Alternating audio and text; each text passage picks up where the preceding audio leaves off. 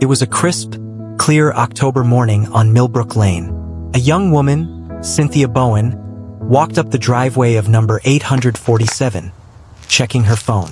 The suburban street was quiet, the houses well-maintained, the lawns manicured. It was a picture of ordinary life. Cynthia reached under the doormat, retrieved a hidden key, and unlocked the front door. She stepped inside, expecting another routine cleaning job.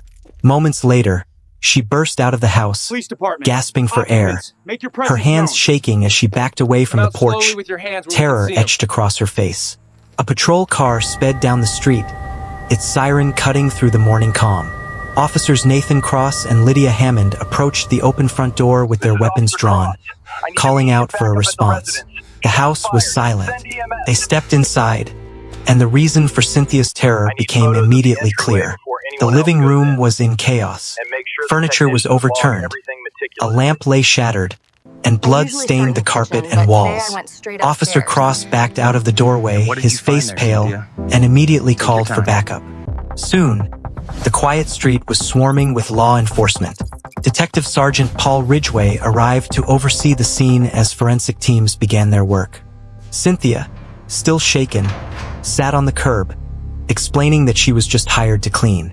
As investigators dug into the homeowner, Curtis Langford, they found a ghost. There were no criminal records, no social media profiles, just a steady job and modest spending. It was a digital dead end. But inside the house, the physical evidence was telling a different story. In the basement, forensic technician Monica Driscoll discovered a hidden steel door secured with a heavy deadbolt from the outside. Ridgway called for breaching tools.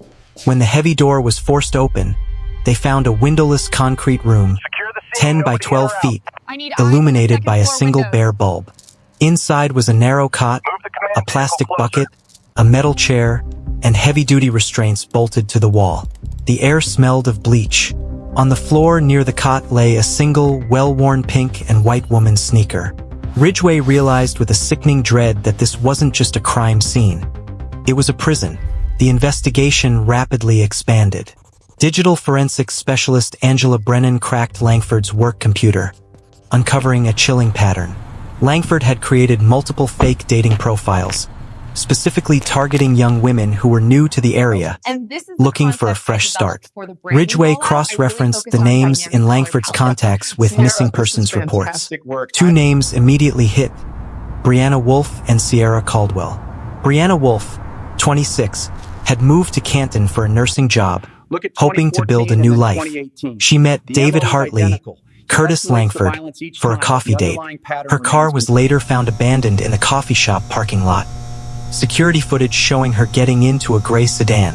Sierra Caldwell, 23, a recent graduate, met Marcus Fielding to discuss a freelance project. Her phone was later found discarded in a dumpster behind a strip mall.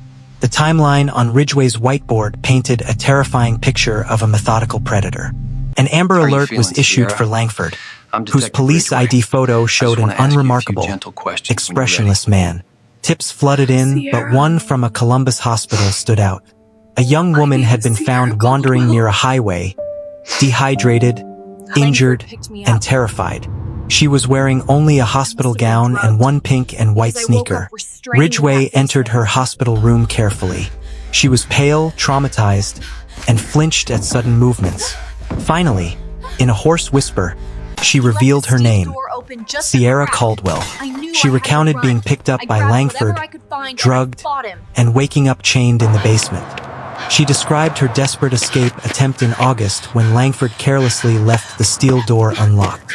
She made it to the living room, fought him, smashed a lamp over his head, and ran shoeless into the night until she was found. Then Ridgway asked the most crucial question: was there anyone else in that house? Sierra closed her eyes and wept. "Briana," she whispered. Sierra revealed that Briana Wolf had been in that basement with her since March. In late July, Langford had taken Briana upstairs. Sierra heard a struggle, an engine starting, and then silence. Briana never returned. The search for Curtis Langford intensified. His car was found abandoned at the Cleveland airport, but he hadn't boarded a flight. Inside the trunk, Forensic teams found trace amounts of blood, duct tape, zip ties, and Briana Wolf's driver's license. Ridgway pivoted, looking into Langford's family ties. He discovered Langford's mother lived in Pittsburgh and owned an isolated cabin near Grove City, Pennsylvania. State police and FBI agents descended on the desolate cabin set deep in the woods. A stolen pickup truck was parked outside. Tactical units surrounded the property as smoke drifted from the chimney. They breached the door. Inside, sitting calmly in a wooden chair near the fireplace, was Curtis Langford. He didn't speak. He didn't resist. He just stared blankly. In a back bedroom, they found her. Briana Wolf was alive, but barely. She was bound to a metal bed frame, severely malnourished and unresponsive. Paramedics rushed her to the hospital as Langford was taken into custody. During a 6-hour interrogation, Langford sat in stony silence. He refused to answer Ridgway's questions about why he did it or if there were others. He was charged with multiple felonies and denied bail. As Langford awaited trial, his victims began the slow process of healing. Sierra Caldwell testified before a grand jury, determined to see justice served, though she still struggled with the trauma of confined spaces. Briana Wolf faced a longer, more complicated physical recovery, surrounded by her family. At trial, the prosecution presented a mountain of evidence, emphasizing the calculated, predatory nature of Langford's crimes. The defense attempted to argue diminished capacity based on a troubled childhood, but the prosecution countered that trauma does not justify such monstrous choices. The jury deliberated for 9 hours before returning a guilty verdict on all counts. Judge Raymond Kirkland sentenced Curtis Langford to 2 consecutive life sentences without the possibility of parole. Langford remained silent. In the aftermath, Sierra rebuilt her life, advocating for stricter safety measures on dating platforms, leading to the passage of the Sierra Caldwell Act in Ohio. Briana focused on her health, finding peace in privacy. The house on Millbrook Lane was demolished, the physical reminder of the horror erased. The case was closed, but the haunting reality remained. The police had backed out of that house because they recognized it wasn't just a crime scene. It was a hunting ground hidden in plain sight. Sierra and Briana had survived, refusing to be defined by the evil they endured. Yet, as the dust settled, the chilling question lingered.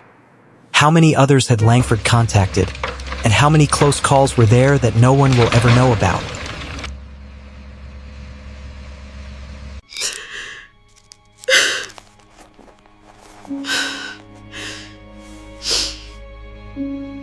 That police backed out of the house because they understood it was a hunting ground, not just a crime scene.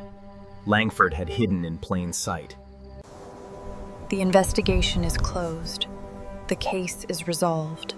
But questions remain. How many